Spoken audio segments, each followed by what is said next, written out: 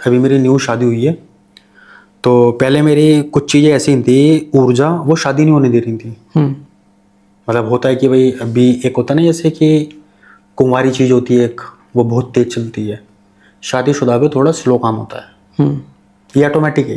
तो उस टाइम में कुंवारा था, बहुत चीज़ें तेज चल रही थी, वो कुछ चीज़ें मेरे को ना दूर भी रखती थी शादी वगैरह से, कि अगर मान लो मैं किसी को प्रपोज भी करना चाहता था ना तो वो होता नहीं था।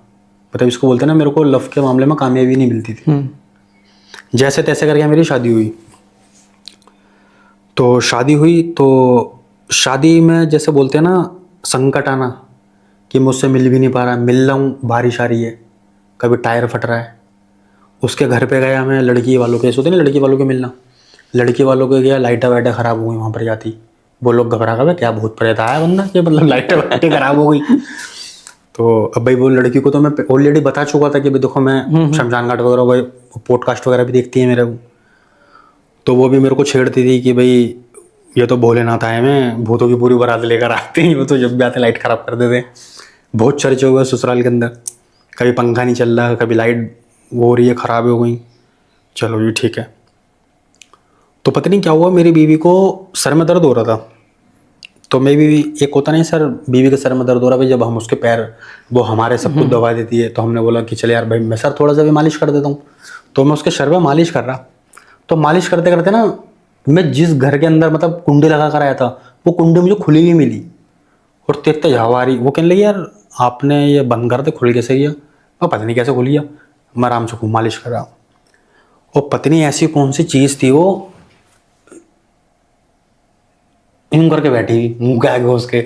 अब मैं मालिश कर रहा, अब भाई मैं भी मालिश कर रहा, तो वो टाइम था 11:30-12 बजे का, सब मम्मी मम्मी सब लेट चुकी थी। अब वो यूं करके बैठ गई, हम मैं भी एकदम से घबराए, भाई कौन सी चीज़ आके बैठ गई। तो वो एकदम से हाय मम्मी, क्योंकि मुँह से मम्मी निकलता है, भाई एकदम से चिपट गई वो। तो फिर मैंने अपने मन में बोला कि भाई यहाँ से जाओ आप, भाई जो भी हो। चली गई। एक्चुअल में जो मैं तेल लगा रहा था ना, वो बादाम बादाम वाला लगा रहा था रात में, वो खुशबू सूंघने आई थी, लेकिन चीज़ वो मेरी ही थी वो, लेकिन वो खुशबू सूंघने आई थी। तो मेरे को जब रियलाइज़ हुआ कि भाई इसको भी ये चीज़ दिखी है, तो इसका मतलब इसका भी कुछ खुला है। फिर मैंने गुरुजी से बात करी कि पता नहीं यार मेरी वाइफ को भी वो चीज़ दिखी है, तो उसको क्यों दिखी है?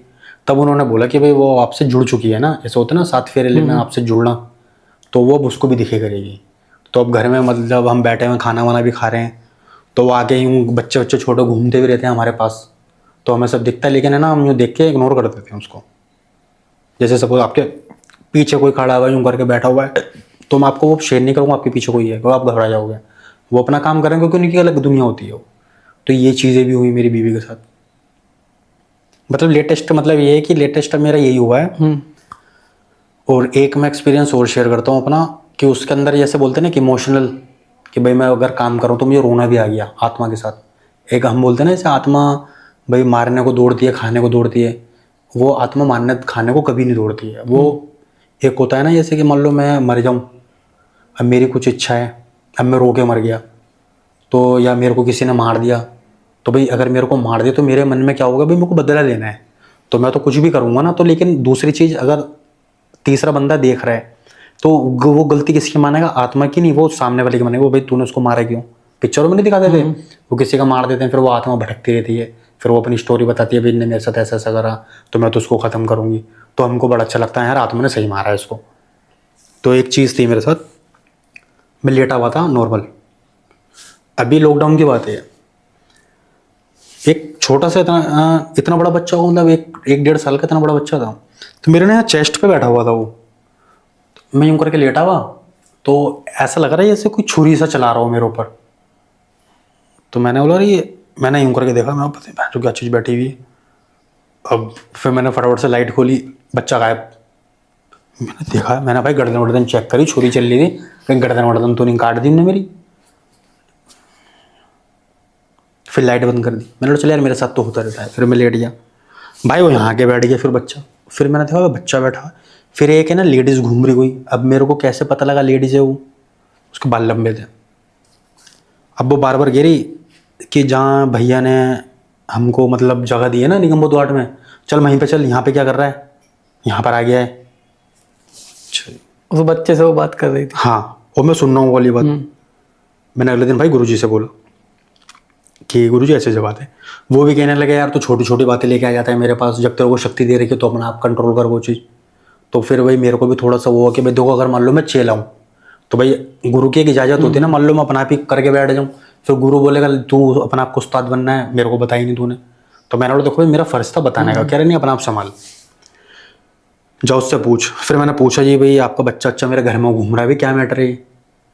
तो उन्होंने बताया कि पता नहीं कहाँ की बात थी, वो जैसे कंस्ट्रक्शन वगैरह नहीं होती हैं, राजनगर एक्सटेंशन की बात थी शायद, गाजियाबाद वगैरह की, कि जो बड़ी बड़ी इमारतें बननी हैं तो उसमें बेलदार वगैरह नहीं होते, तो वो बेलदारी का बेचारे लेडीज़ काम करती थी। तो ऐसे तसला वसला लेके जाते हैं ऊपर, तो जैसे बच्चे नहीं तो यहाँ पे बांध लेते हैं चुन्नी वुन्नी में, तो वो बच्चा चुन्नी में बांध रखा था उन्होंने अपनी साड़ी वाड़ी में, पता नहीं किस में, मतलब मेरे को दिखा रही है वो। तो वो पता नहीं कौन से माले पे चली गई, 18 19 पे, पता नहीं कहाँ पे। जो उसका ठेके वेकेदार था ना वो थोड़ा गड़बड़ था, मतलब बंदा, या फिर छेड़ाखानी करना, हाँ ये क्या है, तो वो छेड़ाखानी कर रहा था, तो वो बेचारी पीछे हुई ना, वो 18 मंजिल से ही नीचे आ गई वो बच्चा समेत लेकर। तो वो बेचारा वो बच्चा भी ख़त्म हो गया, वो लेडीज़ भी ख़त्म हो गई थी। अब वो बेलदारे बेचारे बिहार वगैरह झारखंड वगैरह पता नहीं कहाँ कहाँ से आ जाते हैं। उसके बाद उनके घर में इतनी मजबूरी होती है कि उन पर पैसा ही नहीं होता, तो वो यहीं के यहीं वो जाते हैं। तो यहाँ की पुलिस वेरीफाई करती है, वहाँ पे कांटेक्ट करती है कि भाई आपकी बीवी है, ये ख़त्म हो चुकी है ये। तो कहता है ठीक है जी, आप उनको जला वला दो, हमें तो 2 4 अस्थि दे जाना, हम तो ले जाएंगे बनारस में बहा देंगे अपने बिहार बिहार में कहीं पर भी। तो जो और बाकी की अस्थियाँ होती है ना वो उसको हम हैंड ओवर कर लेते हैं। तो वो हमने जो करी थी ना, तो वो हमको पूरा दृश्य दिखाया हमने। फिर मैंने लास्ट टाइम मतलब हरिद्वार में, क्योंकि वो एक होता है ना बच्चा ऐसे खेल खिलौने मांगता है ऐसे, तो वो उसकी इच्छा थी वो, तो उसकी माँ बोलती थी हाँ भाई इसकी इच्छा है ऐसे छोटे छोटे कपड़े वपड़े। तब मैं थोड़ा सा वहाँ रो गया था कि यार बताओ, मतलब बच्चे के साथ इतना, उस बच्चे की गलती भी नहीं थी, देखो वो तो बेचारा बंधा हुआ था वो, अब भाई लेडीज गिरेगी तो बच्चा भी गिरेगा उसके साथ, तो रोड़ी पत्थर पे गिर के आके मर जाता हूँ। मैं उस टाइम वहाँ पे बड़ा रोया था कि यार बताओ, मतलब ऐसी भी चीज़ें। फिर मैंने मतलब हमारी संस्था ने छोटी छोटी चप्पलें सैंडलें फिर हमने वो दान करी थी। मतलब एंड में हम 13वीं का भी काम कर कर आते हैं ना हरिद्वार से, पहले सब कुछ विसर्जन करके उसके बाद 3 4 दिन के बाद पंडित हमें एक तारीख दे देता है कि ये संपूर्ण आप काम संपूर्ण कर दो ये। तो संपूर्ण में ऐसा होता है कि भाई जो भी वस्त्र वगैरह होते हैं, पैसा जो भी है दान कर। तो इससे उस आत्मा को शांति मिल जाती है और फिर मुक्त हो जाती है। हाँ हाँ।